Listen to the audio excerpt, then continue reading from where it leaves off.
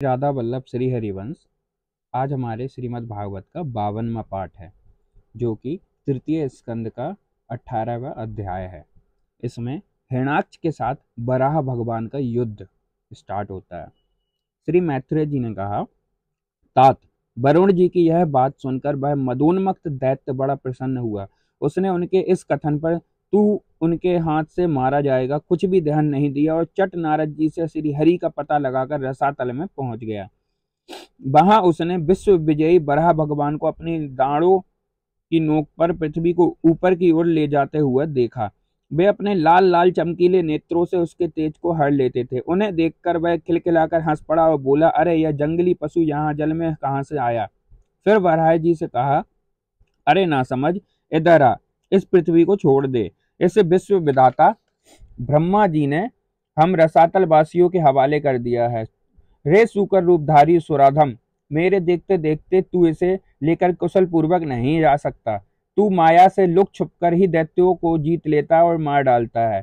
क्या इसी से हमारे शत्रुओं ने हमारा नाश कराने के लिए तुझे पाला है? मूढ़, तेरा बल तो योग माया ही है और कोई पुरुषार्थ तुझ में थोड़े ही है। आज तुझे समाप्त कर मैं अपने बंधुओं का शोक दूर करूंगा। जब मेरे हाथ से छूटी हुई गदा के प्रहार से सिर फट जाने के कारण तू मर जाएगा, तब तेरी आराधना करने वाले जो देवता और ऋषि हैं वे सब भी जड़ कटे हुए वृक्षों की भांति स्वयं ही नष्ट हो जाएंगे।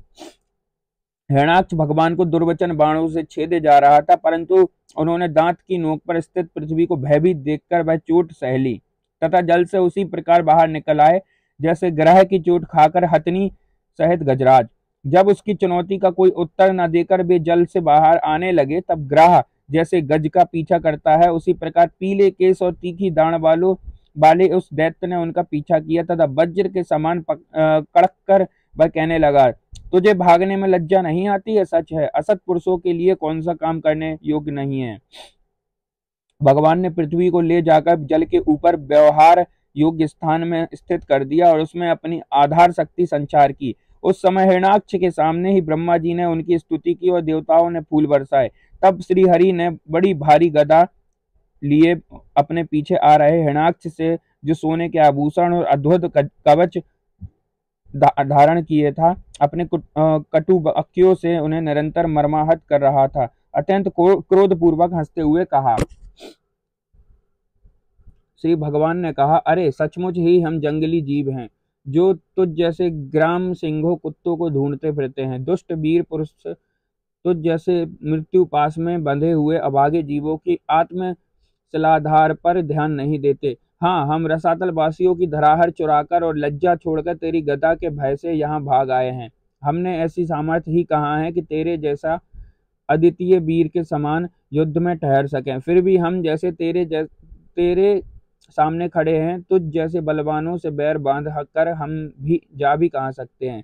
तू पैदल वीरों का सरदार है, इसलिए अब निशंक होकर उघेड़ बुन छोड़कर हमारा अनिष्ट करने का प्रयत्न कर और हमें मारकर अपने भाई बंधुओं के आंसू पहुंच। अब इसमें देर ना कर। जो अपनी प्रतिज्ञा का पालन नहीं करता वह असम्य है, भले आदमियों में बैठने लायक नहीं है। श्री मैत्रेय जी ने कहा, विदुर जी, जब भगवान ने रोष से उस दैत्य का इस प्रकार खूब उपहास और तिरस्कार किया, तब वह पकड़कर खिलाए जाते हुए सर्प के समान क्रोध से तिलमिला उठा। वह खींचकर लंबी लंबी सांसें लेने लगा। उसकी इंद्रियां क्रोध से क्षुब्ध हो गईं और उस दुष्ट दैत्य ने वेग से लपककर भगवान पर गदा का प्रहार किया, किंतु भगवान ने अपनी छाती पर चलाई हुई शत्रु की गदा के प्रहार को कुछ टेढ़े होकर बचा लिया। ठीक वैसे ही जैसे योग सिद्ध पुरुष मृत्यु के आक्रमण से अपने को बचा लेते हैं। फिर जब वह क्रोध से होठ चबाता हुआ अपनी गदा लेकर बार बार घुमाने लगा, तब श्री हरि कुपित होकर बड़े वेग से उसकी ओर झपटे।